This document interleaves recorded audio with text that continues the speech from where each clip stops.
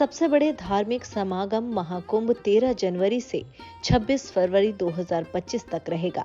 12 साल बाद प्रयागराज में इस विशाल आयोजन में दुनिया भर से लाखों भक्त, संत और साधक शामिल होंगे।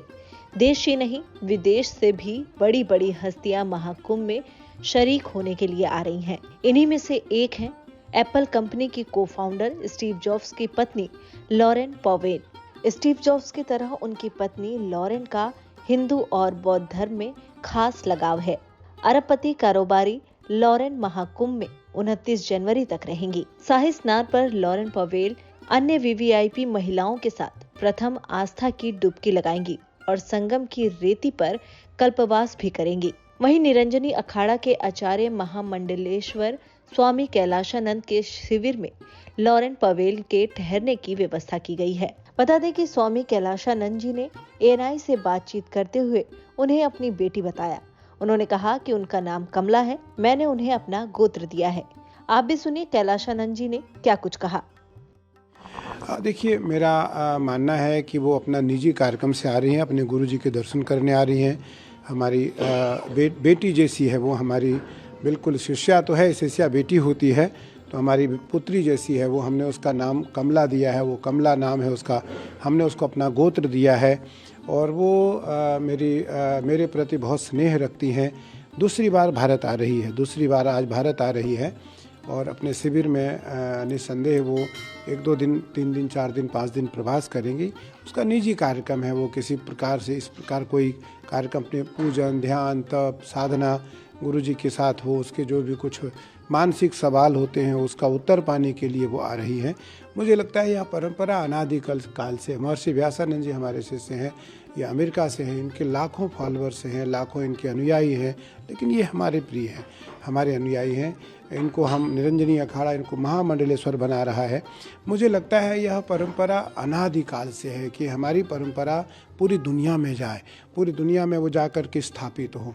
लेकिन परंपरा मौलिक हो, परंपरा सैद्धांतिक हो, परंपरा वैचारिक हो, परंपरा आध्यात्मिक हो।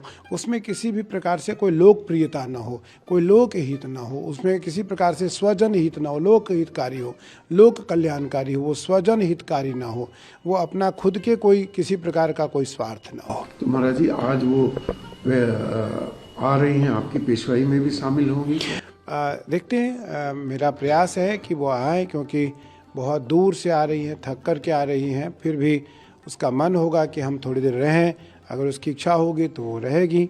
मुझे लगता है कि उसको अपनी इच्छा के ऊपर छोड़ना चाहिए, जो उसकी स्वेच्छा हो उसके अनुसार वो आए और नगर भ्रमण करें, वो महापुरुषों का दर्शन करें। और सभी महापुरुषों का मेरा प्रयास रहेगा कि हम अपने अखाड़े के जितने भी महापुरुष हैं उनसे मिलें, उसके साथ मिलें। उसको एक अच्छा लगेगा, हमें भी अच्छा लगेगा कि दुनिया की वो लोग हमारे परंपरा से जुड़ना चाहते हैं जो हमारी परंपरा से कभी अपरिचित रहे, जिनको हमारी परंपरा से किसी प्रकार का कोई ज्ञान नहीं रहा। अच्छा महाराज जी, एक जिज्ञासा होती है कि एप्पल जैसे इतने बड़े संस्थान और वेस्टर्न से जुड़े लोगों की पत्नियां, आखिर क्या मनोभाव होता है आपसे जब बात होती है तो? देखिए, मैं फिर कहता हूँ कि संसार में जितने भी बड़े लोग हैं वो किसी न किसी साधु के शरण में है, किसी न किसी महापुरुष के शरण में है और अच्छा लगता है उनको। एक उनके अंतःकरण में एक आध्यात्मिकता की जागृति होती है, उनके अंतःकरण में एक आत्मानुभूति होती है, उनके अंदर शिवत्व की उन्हें एक झलक दिखता है सन्यासियों में। तो उस कारण महापुरुषों से अनादिकाल से ऐसे लोग स्नेह करते आ रहे हैं। कुछ लोग आ रहे हैं जो सेलिब्रिटीज़ हैं, वेस्टर्न कंट्रीज़ के हैं, और कौन कौन? बहुत सारे लोग हैं, बहुत सारे लोग हैं। कुछ के निजी कार्यक्रम हैं, कुछ निजी कार्यक्रम से आ रहे हैं, कुछ सार्वजनिक अपना कार्यक्रम भेज करके आएंगे। मुझे लगता है सब आए, सबका स्वागत है, कुंभ में सबका स्वागत है। ये तो ऐसी आध्यात्मिक मेला है, आध्यात्मिक मेला है ये, जहाँ संतों का दर्शन करने के लिए, संतों का आशीर्वाद लेने के लिए, संत महापुरुषों का आशीर्वचन लेने के लिए, इनके प्रवचन और इनकी अपनी समस्याओं का निदान करने के लिए देश और दुनिया के सभी प्रमुख लोग इस शिविर में किसी न किसी रूप में, कहीं न कहीं, किसी न किसी शिविर में आएंगे।